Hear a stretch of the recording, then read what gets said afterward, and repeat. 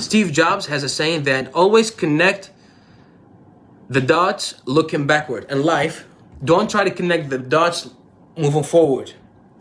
Connect the dots looking backward. It makes sense. For me, every single thing taught me, every single negative phase taught me something in my life. Heartbreak taught me self-love. Homesickness taught me gratitude, to appreciate people around me.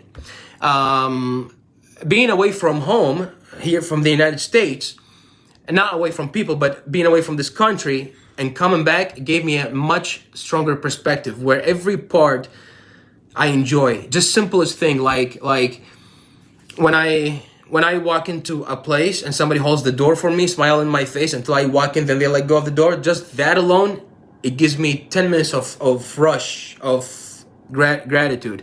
Go to a place to buy something, you stand in line respectfully, so nice and organized, that it's happiness to me. I didn't see all these things until I went overseas to the third world country, Iraq, where I'm from and grew up at, and then noticed the difference and came back. I was like, wow, I'm in heaven, I just don't see it. Now I do. Okay? And many other phases as well. Stress, pressure, taught me how to be strong during a tough time. So I feel like I was going to say something, it just flew out of my head. Oh, life, it's ups and downs. Absolutely. See, look, when I was in Costa Rica last week, it's sunny, beautiful, warm, gorgeous nature, outdoors. A little bit opposite of what we have here in Michigan, specifically. And when I say a little bit, some people get upset with a little bit. Dude, it's like negative blah, blah, blah degrees and it's cold. So it was me and 5 people. So we were 3 brothers and 3 friends. So a total of 6 people. On the way back in the airport, I keep hearing everybody saying, man, it's going to be so depressing when we come back. Look at this beautiful day, blah, blah, blah. I didn't think that. I didn't think that at all. Because I do appreciate both seasons. I do appreciate both ups and downs, knowing that it's... When I came back, people were saying, one of my clients was saying actually, what does it feel like for you to be back now here? I was like, it's the same. I don't look at it as I was somewhere and now I'm back. I don't look at it that way. I look at it as it's just the whole thing keeps on going. It's just like, it's part of the ride. It keeps on going. And the moment you set expectation on something, that's the moment you prepare yourself for pain. Scientifically, psychologically proven. Okay, simple psychology. The moment you set expectation of something, it's the moment you prepare yourself for pain. Why? How often do we get our expectations met? How often, honestly? All the time? There's no way. There is no way. If that was the case, we would play lottery and win all the time. Most of the time. But that's not the truth.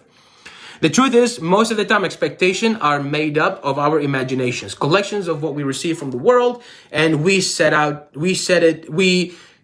create a picture that these are how things going to be. And that's expectation.